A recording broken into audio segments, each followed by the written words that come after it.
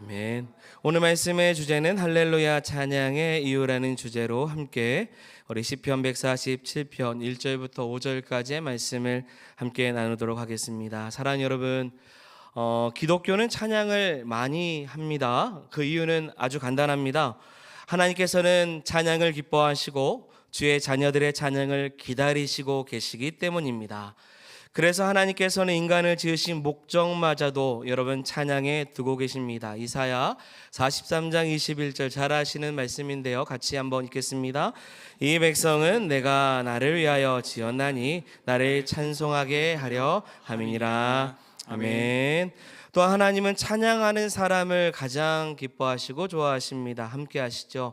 그래서 시편 22편 3절에도 이런 말씀이 있습니다. 같이 읽겠습니다. 이스라엘의 찬송 중에 계시는 주여, 주는 거룩하십니다. 아멘. 여러분, 하나님께서 어디에 계신다고 하시죠? 찬송 중에 계시는 줄 믿습니다. 할렐루야. 하나님은 찬양을 좋아하실 뿐만 아니라 찬양이 들리는 곳에 여러분 임재하십니다. 그래서 우리가 예배를 시작할 때 임재 찬양 불렀죠. 이곳에 오셔서 이곳에 앉으소서 이곳에서 드리는 예배를 받으소서. 할렐루야. 우리가 찬양할 때 하나님께서는 우리를 보좌 삼으셔서 우리 가운데 임하십니다. 우리 그 하나님을 날마다 찬양하기를 소망합니다. 또한 우리 하나님은 하나님의 도움이 필요한 자들이 하나님을 찬양하고 주의 이름을 높일 때마다 하나님은 찬양 가운데 임하셔서 우리 가운데 우리를 도우시고 역사해 주십니다. 여러분, 찬양한다는 것은 단순히 목소리를 내어서 외치는 것만이 아닙니다. 여러분, 찬양한다는 걸 다시 말씀드리면 내 삶에 하나님에 대한 경험이 묻어나서 그 하나님을 경외하는 마음을 표현하는 것이 찬양인 것입니다. 그렇기 때문에 진정한 찬양을 드리기를 원한다면 사랑하는 여러분, 하나님을 경험하시기를 바랍니다. 하나님을 경험하면 할수록 하나님을 찬송할 수밖에 없는 것입니다. 대표적으로 이스라엘 백성들, 제가 종종 소개하는 이 출애굽에서 앞에는 홍해 바다가 있고 뒤에는 바로의 군대가 쫓아올 때, 도저히 이 문제를 해결할 수 없을 때 하나님의 도우심을 경험했던 이스라엘의 백성들의 모습이 있습니다. 이때 하나님의 도우심을 경험했던 이스라엘 백성들과 모세가 홍해를 건너자마자 했던 행위가 무엇이냐면 말씀이 이렇습니다. 이때 모세와 이스라엘 자손이 이 노래로 여호와께 노래하니 일러스되 내가 여호와를 찬송하리니 그는 높고 영화로우시며 말과 그 탄자국에 갇혀 있을 때 아무것도 할 수 없을 때 하나님 앞에 찬송을 올려드렸습니다. 잘 아시는 내용이죠. 그런데 하나님은 찬송하는 것 가운데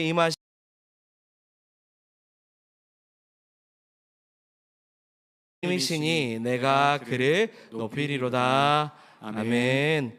그들은 하나님을 경험했고 경험된 하나님을 찬송하며 여러분 주님 달라지기 시작하고 감옥의 문이 열리며 하나님의 역사하심을 보게 하신 것입니다. 이것은 하나님을 경험할 때, 하나님을 찬송할 때, 하나님의 도우심이 필요할 때 하나님을 찬송하는 자에게 보이시는 하나님의 역사하심입니다. 여러분, 저는 지난 주간에 우리 중고등부하고 우리 청년들과 함께 수련회를 2박 3일 동안 다녀왔습니다. 지난주가 수련회 기간 중에서 올해 가장 추웠던 기간이기도 합니다. 장소는 강원도 또 원주입니다. 가자마자 눈을 보기 시작했습니다. 참 멀다고 생각이 들었어요. 44명의 중고청을 데리고 장거리를 가는 것이 여간 쉬운 일도 아니었습니다. 차량이 교회 차량 3대와 개인차까지 4대를 갔습니다. 또한 이 수련회에 참여하는 친구들 중에 최근에 새롭게 등록한 친구들도 있었고 이제 갓 올라온 중학교 1학년 위 2층에 앉아 있는데 이 친구들이 또한 수련회를 전혀 경험해보지 못한 친구들이기도 합니다. 보통 저녁 집회에는 한 자리에 모여서 최소 4시간, 5시간을 예배를 하고 둘째 날 한 6시간 가까이 한 자리에서 예배를 한 것 같습니다. 그런데 여러분, 하나님은 찬송 가운데 임하셨습니다. 예배를 전혀 알지 못하거나 익숙하지 않은 친구들이 서서히 입술을 열고 손을 들기 시작하고요. 그 모습을 저는 가까이서 봅니다. 찬송의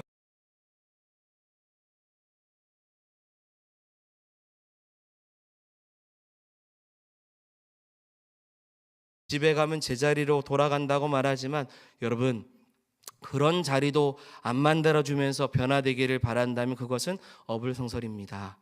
여러분, 성령의 불이 임하는 역사도 있기도 하지만 새벽 이슬과 같이 언제 젖어들었는가 싶을 정도로 아이들이 서서히 변화되는 시간들이 분명히 있습니다. 수련회 비용과 경비까지 포함해서 총 2박 3일 동안 총 600만 원을 사용을 했습니다. 그런데 그곳에서 한 영혼이라도 은혜를 받고 하나님을 위해서 살겠다고 결단한다면 그 돈은 한 인생을 바꾸는 은혜의 씨앗이고 여러분, 복음의 투자입니다. 저는 아깝지 않습니다. 교회는 한 영혼을 바꾸는 일에 있어서 기대하고 그 일을 계속해야만이 다음 세대를 생각하는 교회라고 생각이 됩니다. 물론 수련회 기간에 제일 신난 것은 접니다. 제가 제일 찬양을 좋아하고 제가 예배를 제일 좋아하고 제가 앵콜을 외쳤습니다.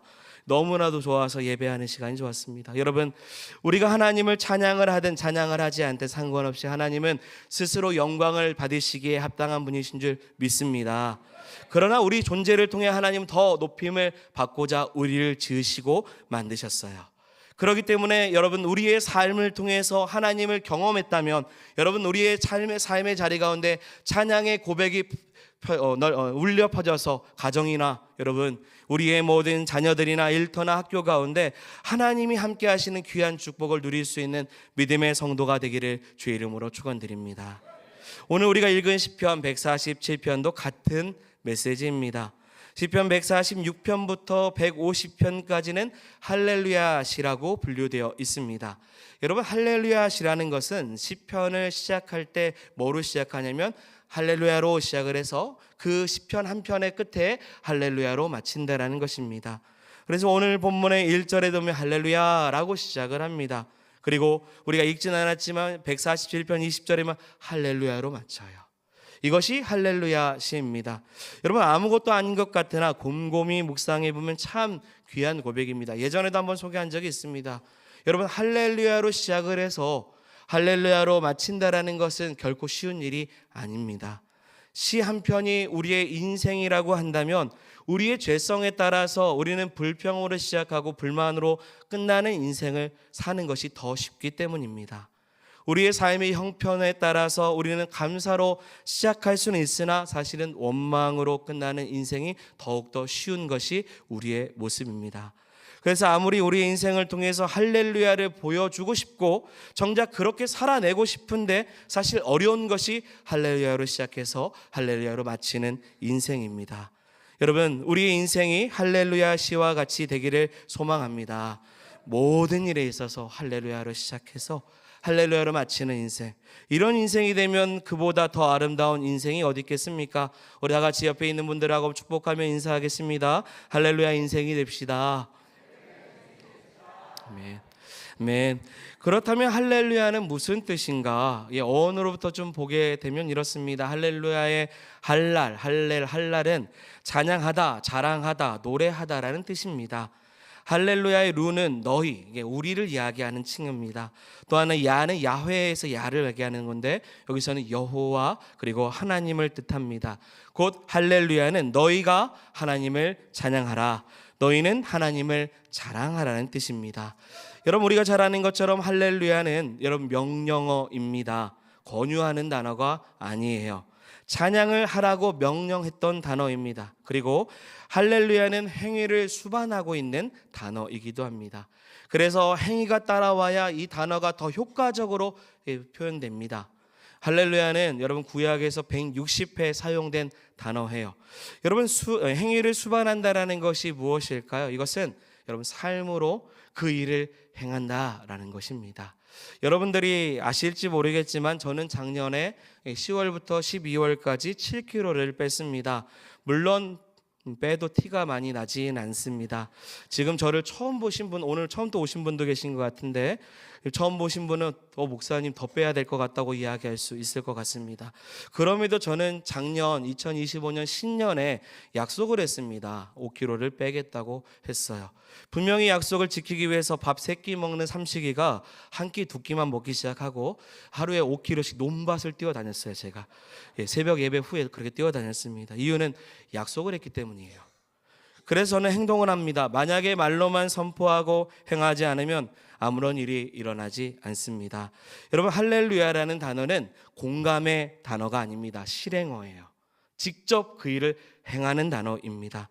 행위가 따라와야 돼요. 아, 맞다, 하나님을 찬양해야지가 아니라 그렇게 생각에 머물러 있지 않고 하나님을 찬양하는 삶이 되어야 된다라는 것이 할렐루야 단어라는 것입니다. 이것은 명령어입니다. 해도 되고 안 해도 되는 것이 아니라 반드시 성경에서는 하라고 말씀하고 있습니다. 자, 그렇다면 왜 하나님을 찬양해야 되는가? 본문에서 이렇게 소개됩니다. 1절 앞에 띄워주시고 같이 읽겠습니다. 할렐루야, 우리 하나님께 찬양함이 선함이요 찬송함이 아름답고 마땅하도다. 아멘. 여러분 믿으시죠? 여러분, 찬양하는 일이 뭐하다고 합니까? 선하다라고 소개하고 있습니다. 여러분, 질문합니다. 여러분, 선하신 분이 누구십니까? 우리 하나님 한 분밖에 없습니다. 자, 그런데 하나님을 찬양하는 일도 뭐하다고 해요? 선하다라는 거예요. 여러분, 이는 우리가 찬양할 때 어디로 들어가냐면 하나님의 선하신 그 영역 안에 들어간다라는 의미예요. 그래서 우리가 찬양할 때 선하신 주님 안에 우리 주님께서 우리를 초대해 주시는 것입니다. 우리는 단순히 흥얼거리며 예배 순서에 따라서 찬양 한 곡을 부른 것 같으나 이 찬양은 하나님의 선하신 하나님의 영역 안에 우리를 초대해 주시는 귀한 축복의 자리가 되었다라는 겁니다. 이럴 때 여러분 이렇습니다. 내 삶의 영역에서 우리는 벗어나서 어디로 가요? 하나님의 자리 가운데 나아갈 수 있는 축복을 경험하게 되는 것입니다. 지금 내가 태산 같은 문제 앞에 있을 때, 힘겨워서 도저히 아찌하지 못했을 때, 그때 여러분 하나님을 높여서 찬양하면 나를 어두움 속에서 하나님께서 빛 가운데로 인도해 주십니다. 그래서 찬송가, 이런 찬송가 있잖아요. 태산을 넘어 험곡에 가도 빛 가운데로 걸어가면 주께서 항상 지키시기로 약속한 말씀 변치 않네. 같이 할까요? 하늘의 영광, 하늘의 영광, 나의 맘속에 자고도 할렐루야를, 할렐루야를 힘차게 불러 영원히 주를 찬양하. 아멘. 여러분, 우리가 이렇게 찬양할 때 우리의 삶의 문제와 태산의 문제나 여러 가지 염려들, 근심들, 우리의 삶의 영역에서 벗어나서 하나님의 선하신 빛 가운데 우리를 인도해 주신다는 거예요. 그러니 우리가 어찌 하나님을 찬양하지 않고 살아가겠습니까? 그렇다면 본격적으로 우리가 찬양할 때 하나님은 어떤 일을 우리에게 보여주시는가? 바로 이어서 2절과 3절에 이렇게 기록되어 있습니다. 같이 읽겠습니다. 여호와께서 예루살렘을 세우시며 이스라엘의 흩은 자를 모으시며 상심한 자를 고치시며 너희 상처를 싸매시는도다. 아멘. 여러분, 여기서 네 단어를 주목해 보시기를 바랍니다.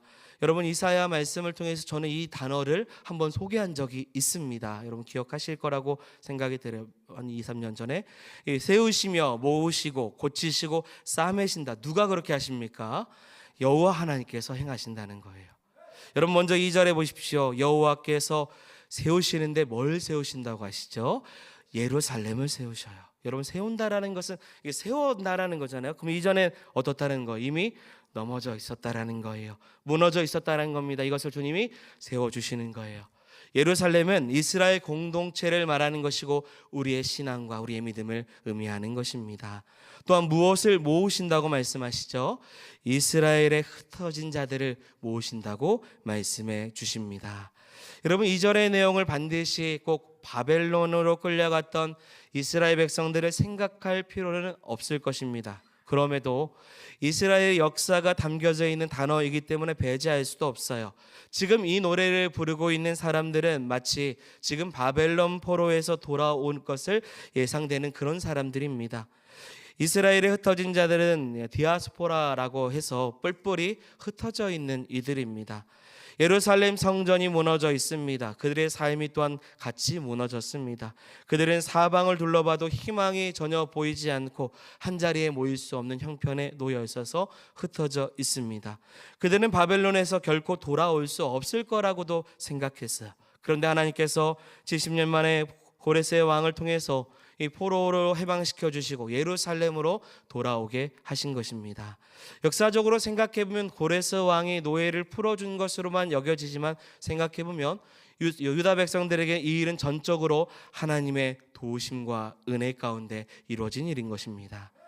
하나님은 예루살렘을 재건할 수 있도록 흩어져 있는 모든 자들을 모으게 하셨어요. 그리고 공동체를 다시금 온전히 세우게 하셨습니다. 시인은 이러한 기적의 역사를 돌아보면서 자신의 민족을 비참하고 참혹한 상황에서 벗어나게 하시는 누구예요? 하나님을 찬양하지 않을 수가 없다고 고백하고 있는 것입니다. 예루살렘이 무너지듯 여러분, 우리의 신앙이 무너지고 이스라엘 사람들이 흩어진 것처럼 우리의 삶이 흩어질 때 여러분, 우리의 무너진 인생을 다시금 세워주시는 하나님의 그 선하심을 찬양하기를 원합니다. 아름다운 하나님의 그 크신 사랑으로 흩어져 있는 우리의 모든 연약함을, 또 우리의 가정을 다시금 회복되게 하시는 하나님을 경배하시기를 소망합니다. 그래서 5절에 보면 시인의 마음이 그대로 담겨져 있는 고백이 드려져요. 유명한 구절입니다. 같이 읽어보겠습니다. 우리 주는 광대하시며 그 지혜가 무궁하시도다. 아멘. 쉽게 표현하고 현대적으로 표현하면 하나님은 크십니다. 하나님은 엄청난 힘을 가지고 계십니다. 우리가 생각하지 못하는 하나님께서는 하나님의 지혜로 우리를 건져주시는데 이 모든 일을 헤아릴 수 있는 이가 없습니다. 그래서 하나님 영광을 받으셔야 됩니다.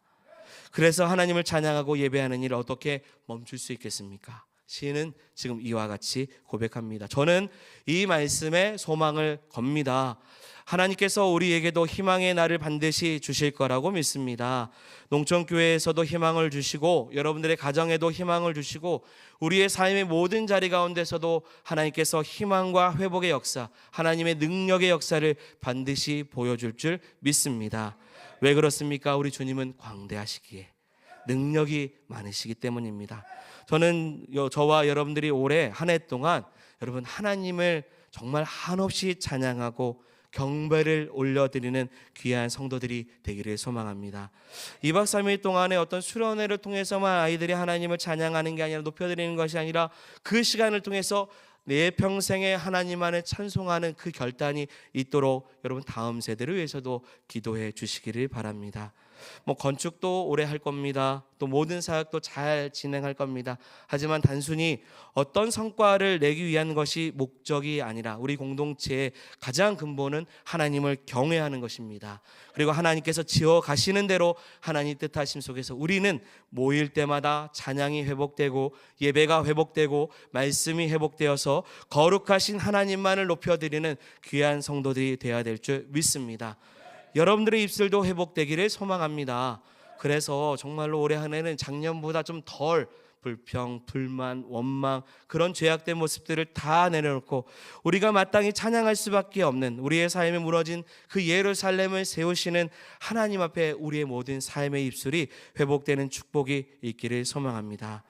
그렇다면 하나님께서 어떤 부분에 대해서 찬양하게 하시고 높여들게 하시는지를 우리 3절의 말씀 한번 보도록 하겠습니다. 같이 읽겠습니다. 상심한 자를 고치시며 너희 상처를 싸매시는도다. 아멘. 여러분, 우리가 마음의 상처를 갖고 있으면 아무리 되짚어봐도 마음을 다잡으려고 해도 진정한 위로를 받기는 참 어렵습니다. 오히려 상처가 더 커지는 경우가 있어요. 오늘날의 시대는 우울증이 많고요, 심심도 두렵고 떨리는 시대입니다. 공황장애도 많아요. 감정 기복도 심합니다. 가정도 많이 갈라져 있습니다. 관계도 회복되지 않는 때가 많습니다. 개인의 시간을 누리고자 하는 마음, 남들과 함께 어울리기보다 홀로 있는 것을 더 생각하는 시대가 되고 있습니다. 그런데 도저히 세상에서 어떤 위안도 없고 또 어떤 위로도 없을 때 우리의 마음의 상처는 계속 머물게 되어 있습니다. 그러면 여러분, 전혀 즐거움과 기쁨을 누리지 못합니다. 마음의 평안함이 없으니 잠도 쉽게 오지 않고 내일에 대한 기대가 없으니 잠을 청해도 두렵고 괴로울 때가 있기도 합니다. 여러분, 꼭 우울증이 있다고 해서 이런 현상이 일어난다고 말하는 것이 아닙니다. 오해하지 마시기 바랍니다. 적어도 오늘날의 시대는 기쁨이 감소되고 있는 그런 시대를 살아가고 있어요. 인생의 답을 찾지 못하고 있는 그 시대입니다. 이거를 인간 스스로가 해결할 수가 없어요. 여러분, 12년 동안 혈우증으로 낫지 않았던 한 여인이 있죠. 여러분, 그녀는 자신의 몸을 의사에게 보였으나 오히려 괴로움을 받았습니다. 가진 것을 다 허비하게 되었고 또 가난해지기 시작하고 받은 치료는 아무런 효험도 없었습니다. 이러면 세상에서 답이 없기 때문에 무너질 수밖에 없습니다. 그런데 이때 예수님께서 그녀를 만나 주셨습니다. 그때 예수님은 이 여인의 혈우증만을 고쳐주신 것이 아니라 당시에 부정한 여인으로서 12년 동안 조롱받고 멸시받았던, 육신으로는 이제 나음을 얻을 수 있으나 그 마음의 상처, 그 상처마저도 주님께서 아시고 치료하시기 시작하십니다. 그 인생에 짓눌렸던 그 괴로움에서 벗어날 수 없는, 그 스스로 찾을 수 없는 것을 예수님께서 그 여인의 마음을 만져주십니다. 어떻게 만져주십니까? 딸아라고 불러주십니다. 아무것도 아닌 것 같으나 이 여인에게 딸이라는 그 메시지는 그 상처를 싸매 주시는 귀한 축복이 되었습니다.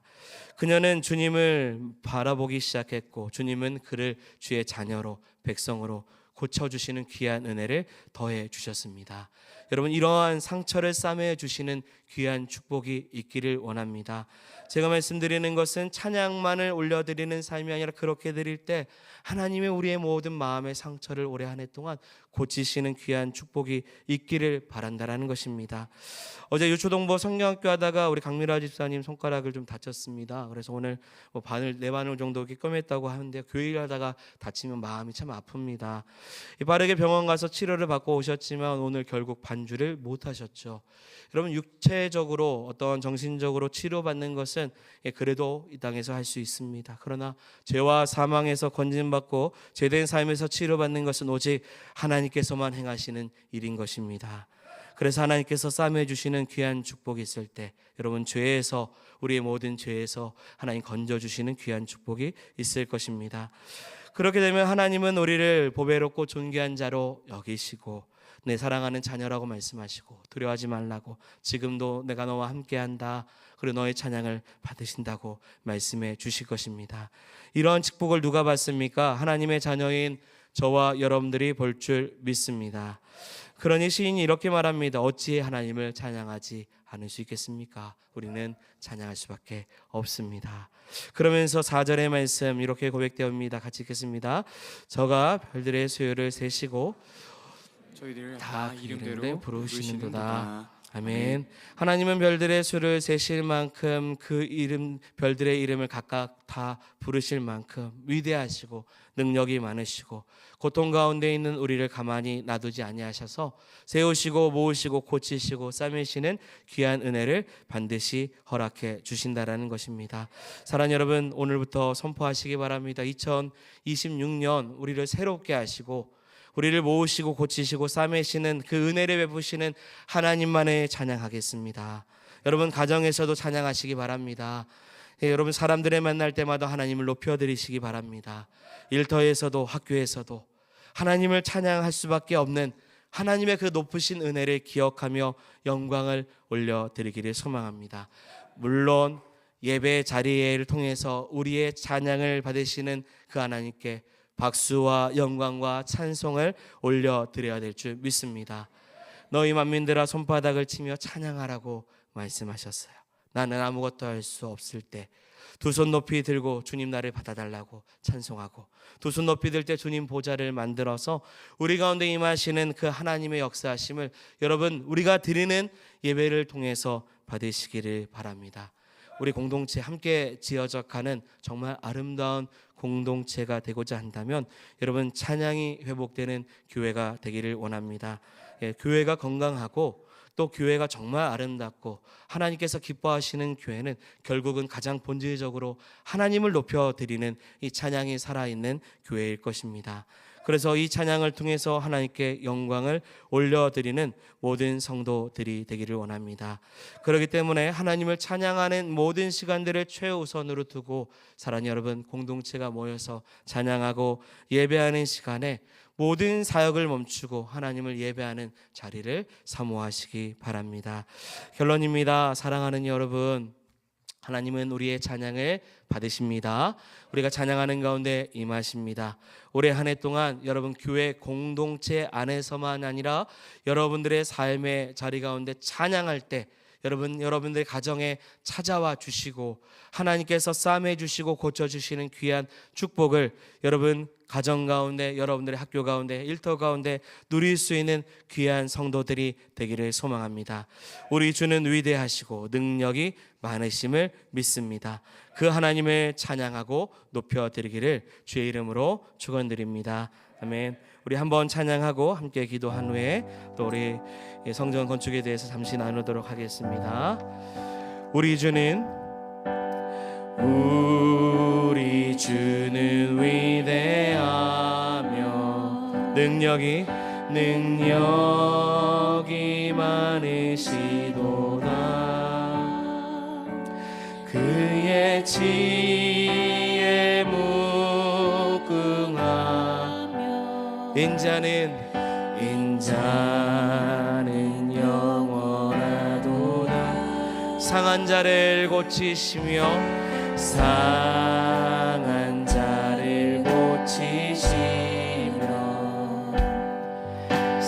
상처를 싸매시도다.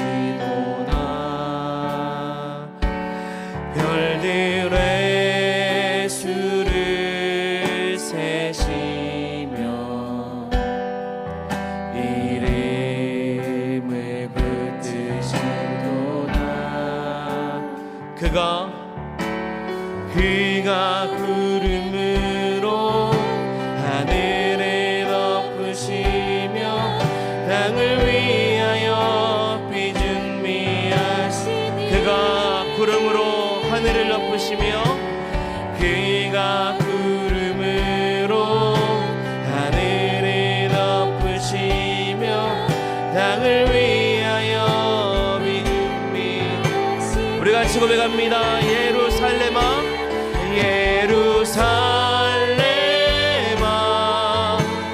여호와를 찬송할지어다. 내 하나님을 감사함으로 그 앞에 나가며 주님 내 앞에 예루살렘아